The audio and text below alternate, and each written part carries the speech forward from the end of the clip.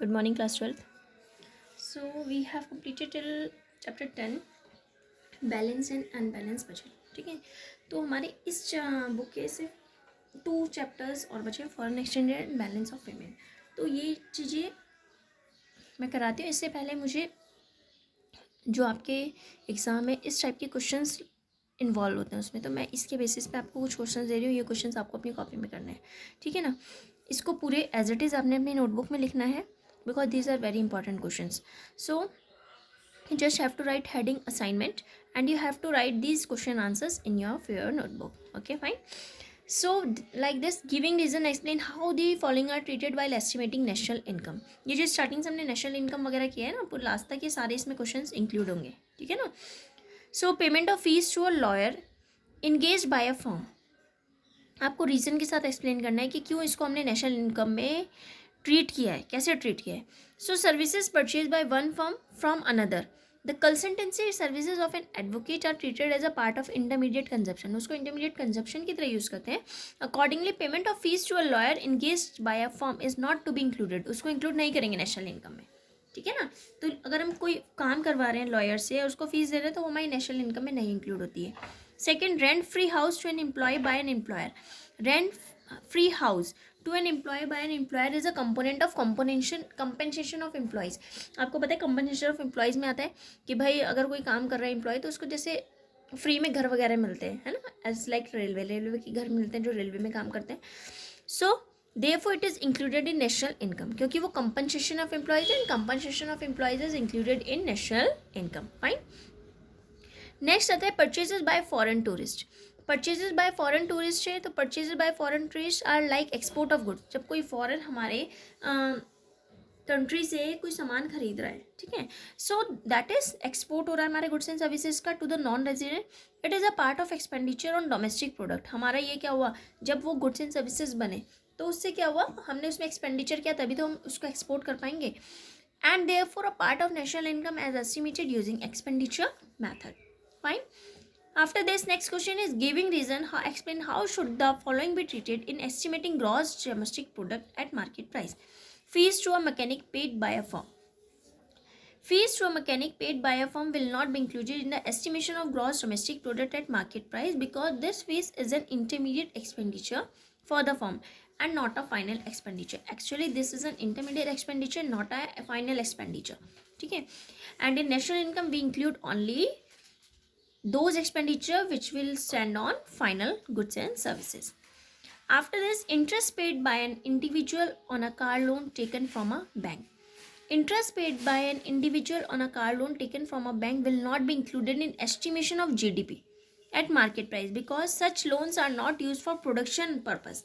ये जो loans होते हैं, अगर मैं एक कार लोन ले रही हूँ तो ये मेरे क्या है, पर्सनल के लिए लिया है मैंने. ठीक है, इससे कोई, ये सिर्फ किससे हुआ है, कंजप्शन पर्पस के लिए है. मैंने इससे कोई ऐसा नहीं है कि मेरे को इससे कमाई हो रही है. ठीक है ना. Next one is expenditure on purchasing a car for use by a firm. Expenditure on purchasing a car for use by a firm will be included in the estimation of GDP eight market price because it is an investment expenditure. क्योंकि ये क्या है, अगर मैं एक firm ले रही हूँ, कार ले रही हूँ एक फर्म के यूज़ करने के लिए, तो उससे क्या है, वो फर्म के लिए यूज़ हो रही है तो फर्म क्या कर रही है, उसका यूज़ कर रही है. ठीक है ना. तो उससे क्या हो रहा है, मनी आ रही है. ठीक है, एक्सपेंडिचर हो रहा है, वो इन्वेस्टमेंट एक्सपेंडिचर. क्योंकि मैंने एक फर्म के लिए गाड़ी गुड़ी ली है. जो the car purchase will be use by a firm for many years and the firm will be a final user. और जो फर्म होगी वो फाइनल यूजर होगा provided it is neither a second hand car nor purchase for further sale. ना तो वो second hand car है और ना ही वो क्या है, फर्दर सेल के लिए कि उसको हम आगे बेच सकते हैं. ठीक है. After this, next one is how should the following be treated in estimating national income of a country. You must give reason for your answer. Taking care of aged parents. अगर हम एजेड पेरेंट्स को taking care कर रहे हैं तो किस तरह से ट्रीट होगी.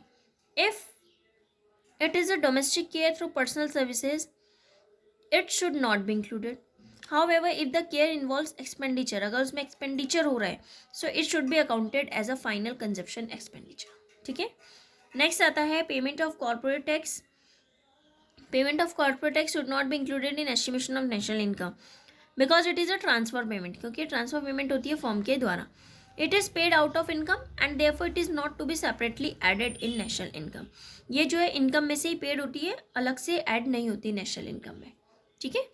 Expenditure on providing police services by the government, so it should be included in estimation of national income, क्योंकि जो एक्सपेंडिचर होता है ये गवर्नमेंट कर रही है, it is a part of a government final expenditure. तो आपको ये खुद से देखना है कि कौन सा हमारा नेशनल इनकम में ऐड होगा और कौन सा नहीं होगा। जो अपना पर्सनल का लिए है वो चीज़ें ऐड नहीं होती नेशनल इनकम में, ठीक है ना। जिससे कुछ मनी आ रहा है या जिसमें हम कुछ इन्वेस्टमेंट कर रहे हैं, that is called national income, you can use in the estimation of national income, ठीक है ना। तो इस टाइप के क्वेश्चन जो हैं आपके एग्जाम में पूछे जाते हैं। और मैंने भी आपको टर्म फर्स्ट के पेपर में एक क्वेश्चन ऐसा दिया था, सैलरी वाला जो दिया था। कुछ ने जो कॉपी पेस्ट करने वाले बच्चे थे उन्होंने क्या किया है, 3 पॉइंट है तो मैंने सिर्फ एक पूछा तो उन्होंने तीनों के आंसर कॉपी पेस्ट करके वहाँ पे लिख दिए, ठीक है। तो ये चीज़ें साफ दिख जाती हैं कि तुमने कहाँ पे कॉपी पेस्ट किया है। और बहुत से बच्चे जो कह रहे हैं कि हमें यहाँ पे नंबर नहीं मिला है, यहाँ पे आधे नंबर मिले, वो इसीलिए मिला है कि क्योंकि तुम लोगों ने जहाँ पे मुझे लगा तुमने कॉपी और पेस्ट कर रखा है, क्योंकि तुम लोगों की लैंग्वेज कैसी है और आंसर लैंग्वेज कैसी है, I can easily differentiate it.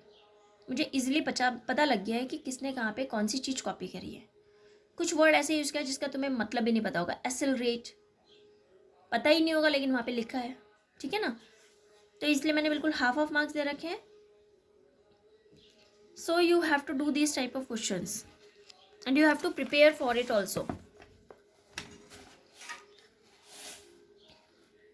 After this, come here.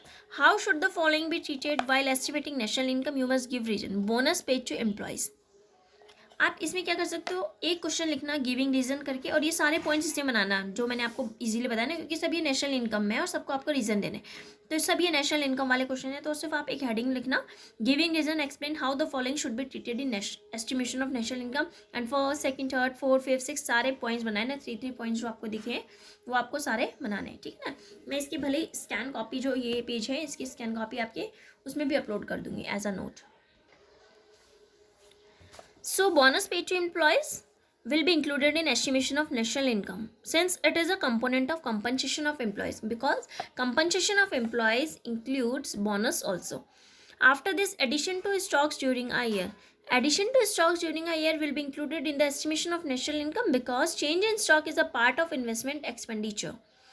After this, purchase of taxi by a taxi driver will be included in the estimation of national income because it is an investment expenditure.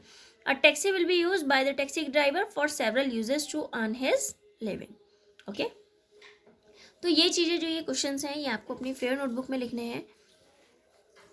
अगर मैं chartered accountant को fees दे रही हूँ, expenditure कर रही हूँ उसकी fees देने में, तो ये क्या होगा, ये इंक्लूड नहीं होगा क्योंकि ये एक इंटरमीडिएट एक्सपेंडिचर है, ठीक है ना, फाइनल एक्सपेंडिचर नहीं है।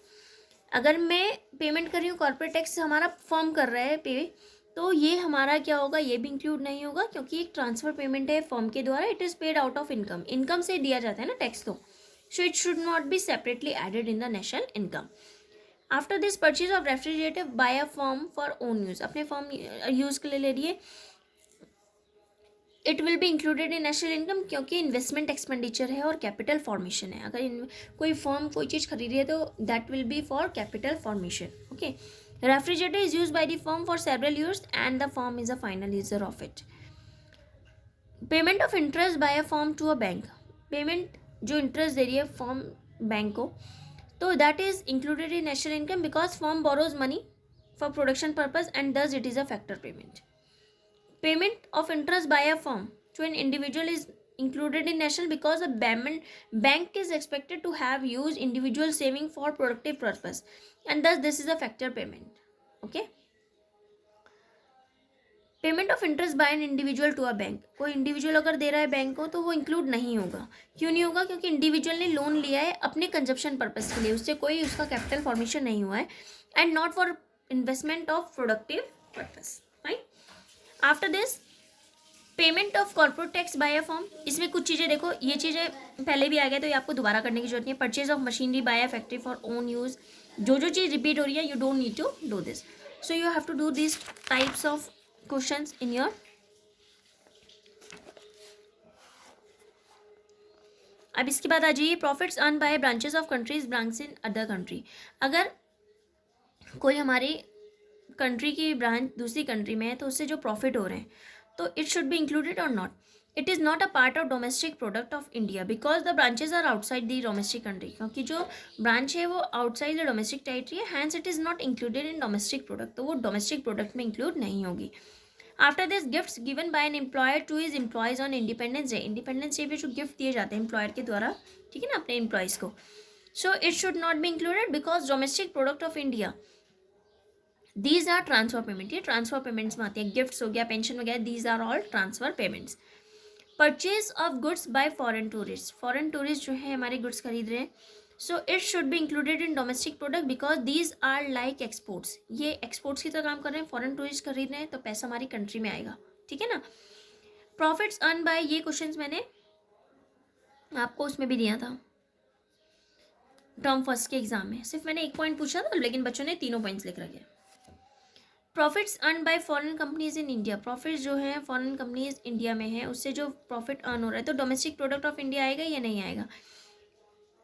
It will be a domestic product of India because जो कंपनीज हैं वो हमारी डोमेस्टिक टेरिटरी में है, कहीं बाहर नहीं है. हमारी कंट्री में है तो हमारे ही डोमेस्टिक उसमें माना जाएगा. Salaries of Indians working in an Russian embassy in India. Russian embassy में अगर काम कर रहे हैं जो इंडियन वर्कर्स हैं तो उनकी सैलरी इंक्लूड नहीं होगी क्योंकि रशियन एम्बेसी हमारा डोमेस्टिक टेरिटरी ऑफ इंडिया का पार्ट नहीं है. It is not a part of domestic territory of the India. Profits earn bye a branch of SBI in Japan. हमारी जो जापान SBI है जापान में, उससे जो प्रॉफिट हो रहा है, so it should not be included because the SBI in Japan is not within the domestic territory, वो हमारी डोमेस्टिक टेरिटरी में इंक्लूड नहीं है. After this will the following be included in national income.